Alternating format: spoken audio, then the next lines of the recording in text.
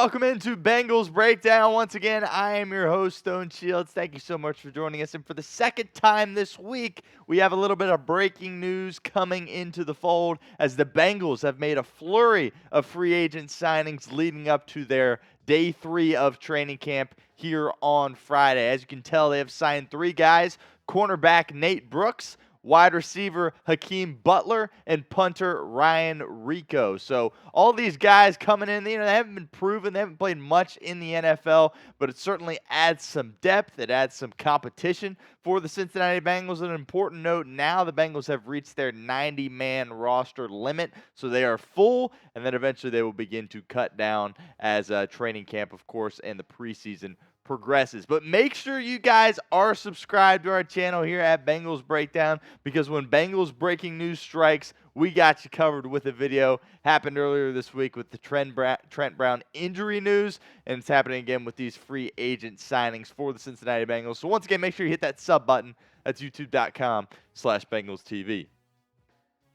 The first player that was announced that the Bengals would be signing was Nate Brooks. NFL insider Jordan Schultz was all over this, as well as Mike Garafolo of the NFL Network.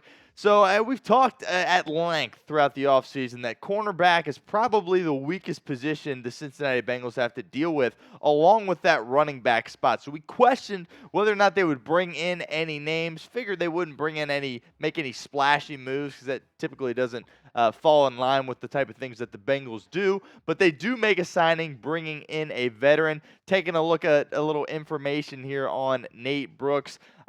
He hasn't played in the NFL since 2020, and he most recently was a member of the 49ers last year during training camp, and he's only played in 4 games. He's been around a lot, played a lot of football, but has only played in 4 regular season games.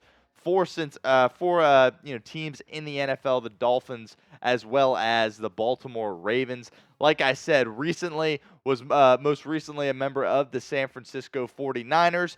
And, he's a guy that is a veteran, right? He's played a lot of football, and he can certainly perhaps mentor some of the younger guys that the Bengals have at those cornerback spots in Dax Hill, in DJ Turner.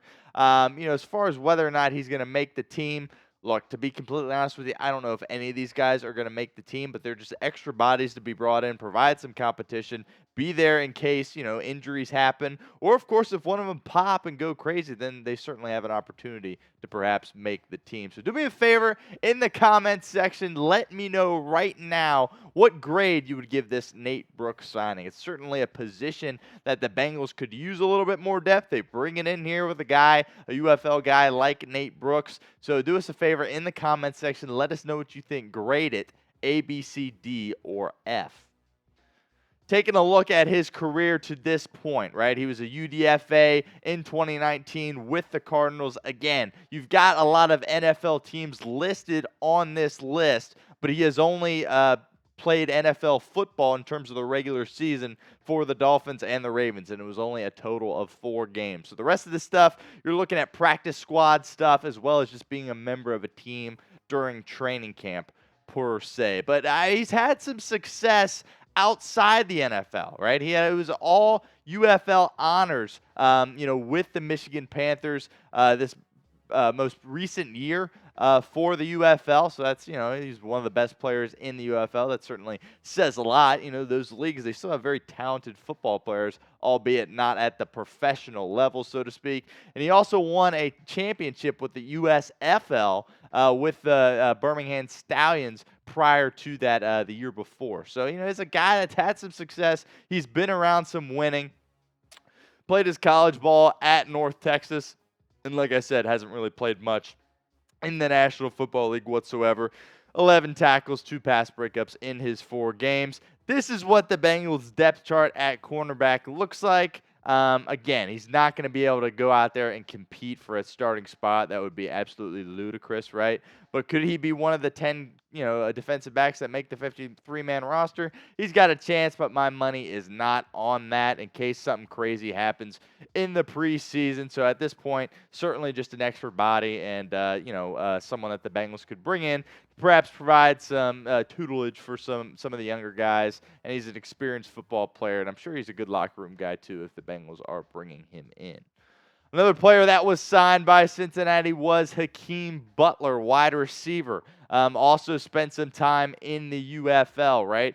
Hasn't played much time, doesn't have much time in the NFL whatsoever, only appearing in 2 games in 2020 for the Philadelphia Eagles. Taking a look at his career here, again, this is stuff that's practice squad stuff or just being a part of the team with from a training camp perspective, seeing it most recently with the Pittsburgh Steelers in 2023. But this is a guy that was really, really good for the St. Louis Battlehawks. Had A.J. McCarron, of course, a familiar name, throwing him the rock. And he really went crazy during this year, and he was the UFL Offensive Player of the Year in 2024. Put up a lot of great stats, as you can tell here, lots of yards. He's a big frame, too, right? I wouldn't be surprised at all if the Bengals try to transition him more to the tight end spot because he's such a big physical guy. But, again, he's a guy that's going to have his work cut out for him in terms of making the roster. But, he gets a spot, another crack at the National Football League with a training camp signage with the Cincinnati Bengals. Really quickly, want to give a shout out to our friends over at Game Time because today's show is presented by Game Time. And I love the summer because Major League Baseball is in full swing, and I love making the walk down the street from our Chat Sports offices here in downtown Cincinnati to Great American Ballpark for a Reds game every chance that I get. Prices on the Game Time app actually go down the closer it gets to the first pitch. So if you don't want to make that commitment a couple days out, you want to be a little spontaneous, wait a little bit before you decide to go to a game, Game Time can help you out there. With killer last-minute deals, all-in prices, views from your seat, and their lowest price guarantee, Game Time takes the guesswork out of buying MLB tickets. And with the NFL season just over a month away, you can get tickets to watch the Cincinnati Bengals at Paycor Stadium. And Game Time doesn't just have sporting events either. Concerts. You want to go down to Riverbend, check out what they've got going on down there. Comedy as well. Theater. Aronoff Center right down the street here in downtown Cincinnati. Game Time has so many features that I really appreciate in a ticketing app. They give you those views from your seat. You get that panoramic look about where you would be sitting at a game before you even have to purchase a ticket.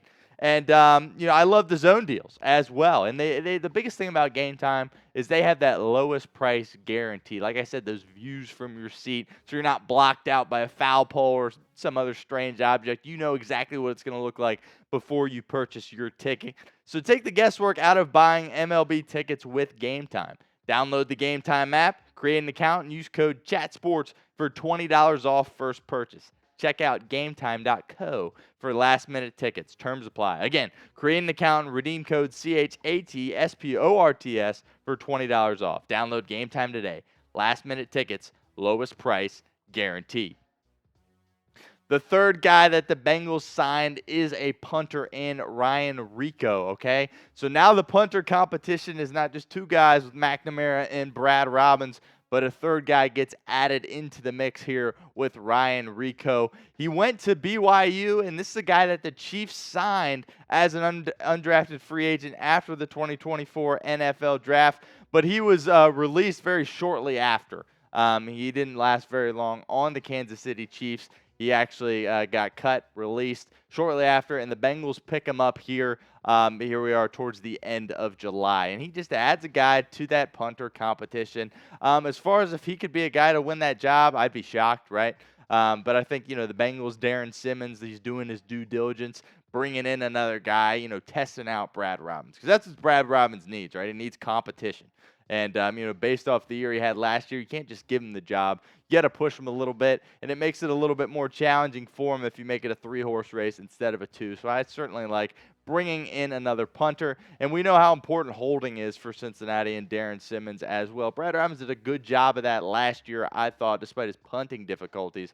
But Ryan Rehkow is a guy that was really great as a holder. And these days, that's almost just as important as being a punter is. So be honest with us in the comments section right now and give us your one-word reaction to these 3 signings that the Bengals made here today on Friday before day 3 at Bengals training camp. Let us know what you think right now down in the comments section.